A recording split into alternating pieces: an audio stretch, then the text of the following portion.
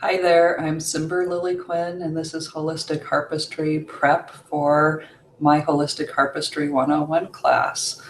And I've shown you a lot of harps if you've seen some of my other videos, but I wanted to talk to you today about one of the reasons that you maybe aren't sure about this is that you have some fears. And I certainly understand that. I think everyone who plays a musical instrument has fears.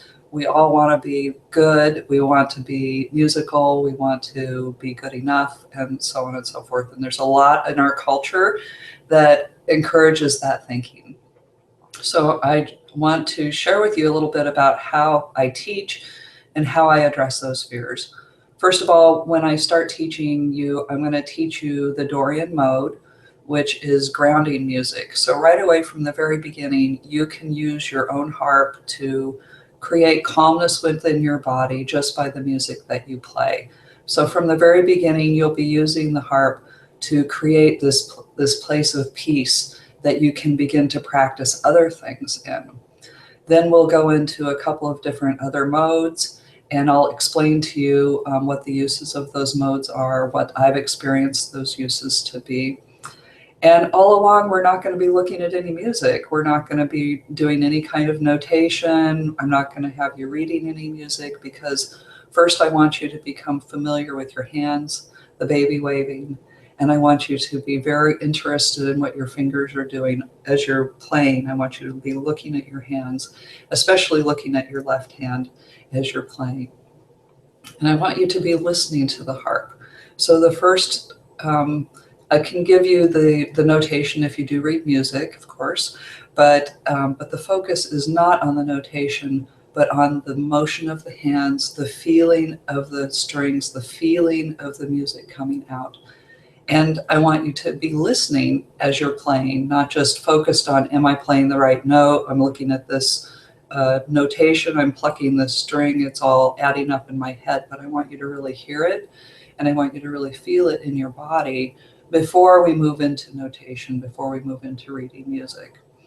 I want the harp to become your friend. I want you to really become intimate with the instrument before we separate you with notation, with music. So one of the fears that I had coming back to music was that I'd been away from music for 25 years. I grew up in a musical family, but I also grew up in a very competitive family. And by the time I was 15, I was burnt out. I needed to leave music and leave a lot of things behind. And I thought that I could live without music. And after 25 years, I finally got really, really sick. And what really healed me mostly was being able to play music and being in the presence of the harps as much as I possibly could be. But I had forgotten a lot. It was in there, it was back in there, but it was really rusty, and I had to chisel a lot of other stuff off to get it. So if you have a musical background and you have been away for a while, you might be afraid that you've forgotten everything. And so I'm here to say that it doesn't matter. You can just start where you are. You can start over again and just start from the very beginning. And then whatever you have back, stored back in your memory banks will gradually come forward and serve you when it's time. And if you've never played a musical instrument before, then it doesn't matter. You can just start where you are and start playing where you are. And go at the pace that feels good to you. So this is another thing that I learned from one of my teachers, and you'll hear me constantly talking about my teachers because I really like to honor those who have given me these great gifts. So Christina Turin teaches that you just keep playing at the level that you're comfortable at until you get bored. Then you're going to naturally want to advance. Then you're going to naturally want to move to a more intimate or complicated or something. You're going to just follow your instinct and naturally go wherever your music is going to take you. But I'm only going to push you just like a tiny bit more than what you want for yourself. And I will be there to help create the container for you to practice in safety. And then just encourage you to really enjoy and savor the experience of playing the harp and the experience of practicing the harp. I hope, never feel like it's something you should do, but it's something that you indulge in, like it's a spa treatment to play your harp every day. So those are some of the fears that I commonly hear from students or have faced myself. Another fear that I faced when I was coming back to playing the harp was practicing. I grew up, again, in a very perfectionistic family, and so I heard a lot about the mistakes I was making. It took me about 3 years to stop asking my husband if my practicing was bothering him. So I grew up in an environment where it wasn't safe to practice, but now I am living in an environment where it is safe to practice. So if this is your experience, then I encourage you to try. Come back to music and create a safe experience, a safe container where you can try some things that maybe weren't safe for you when you were younger.